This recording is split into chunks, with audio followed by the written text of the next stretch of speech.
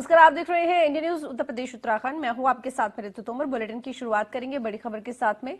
गाजियाबाद से बड़ी खबर है, जहां पर ऑनलाइन गेमिंग से हस्तांतरण मामले में बड़ी खबर। मामले में दूसरे नाबालिग इलेक्ट्रीशियन का बड़ा खुलासा। बहनों के समझाने के बाद मस्जिद जाना बंद कर दिया था। मस्जिद कमेटी का सदस्य नाबालिग को बुलाता था मस्जिद। नमाज के लिए इनकार करने पर बिजली ठीक करने के लिए बुलाता था। तो बहनों के समझाने के बाद मस्जिद जाना बंद कर दिया था। मस्जिद कमेटी का सदस्य नाबालिग को मस्जिद बुलाता था। नाबालिग इलेक्ट्रीशियन का ये खुलासा। गाजियाबाद से बड़ी खबर आपको बता रहे हैं। नमाज के लिए इनकार करने पर बिजली ठीक करने के लिए बुलाया जाता था मस्जिद में। तो ऑनलाइन गेमिंग से धर्मांतरण मामले से जुड़ी ये बड़ी जानकारी आपको दे रही है, जिसमें नाबालिग इलेक्ट्रीशियन ने बड़ा खुलासा किया है। मामले में दूसरे नाबालिग इलेक्ट्रीशियन का ये बड़ा खुलासा, जिसने कहा है उसने कि बहनों के समझाने के बाद मस्जिद जाना बंद कर दिया था, लेकिन उसके बाद मस्जिद कमेटी का जो सदस्य है वो नाबालिग को मस्जिद बुलाता था और नमाज के लिए इनकार करने पर बिजली ठीक करने के लिए बुलाया जाता था। तो यानी कि बिजली ठीक करने के बहाने से उसे मस्जिद में बुलाया जाता था और मस्जिद कमेटी का जो सदस्य है वो मस्जिद बुलाता था नाबालिग इलेक्ट्रीशियन को। अनिल चौधरी हमारे साथ जुड़े हुए ज्यादा जानकारी के लिए लाइव। अनिल, इस पूरे मामले को लेकर नाबालिग इलेक्ट्रीशियन का बड़ा खुलासा, जिसमें ये बताया गया है कि मस्जिद कमेटी का जो सदस्य है वो बिजली ठीक करने के बहाने से नाबालिग को बुलाता था।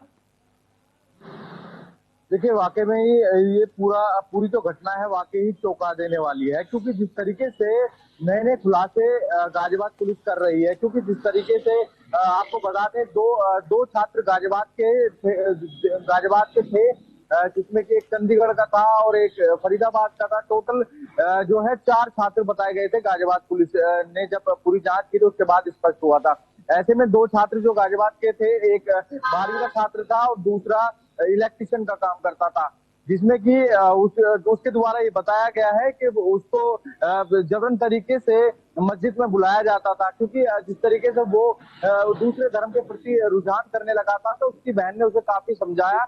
समझाने के बाद वो समझ गया था, पर जब वो नहीं जा रहा था मस्जिद में, तो लगातार जो वहाँ के मौलवी है वो लगातार कॉल कर रहे थे, कॉल करते थे, बुलाते थे।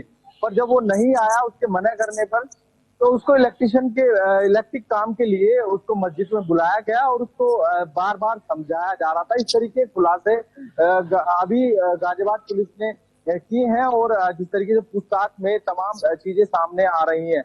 और वही मैं आपको बता दूं, जो मेन मास्टरमाइंड है इसमें भद्दो है, उसकी तलाश में लगातार गाजियाबाद पुलिस की 4 टीमें थाने में हैं, जो कि महाराष्ट्र के थाने में मौजूद है और लगातार उसका इंतजार कर रही है। कहीं भी लोकेशन मिलती है तो उसको वहां से गिरफ्तार कर लिया जाएगा। पर जैसे ही सूचना मिलती है तो वो वहां से फरार हो जाता है।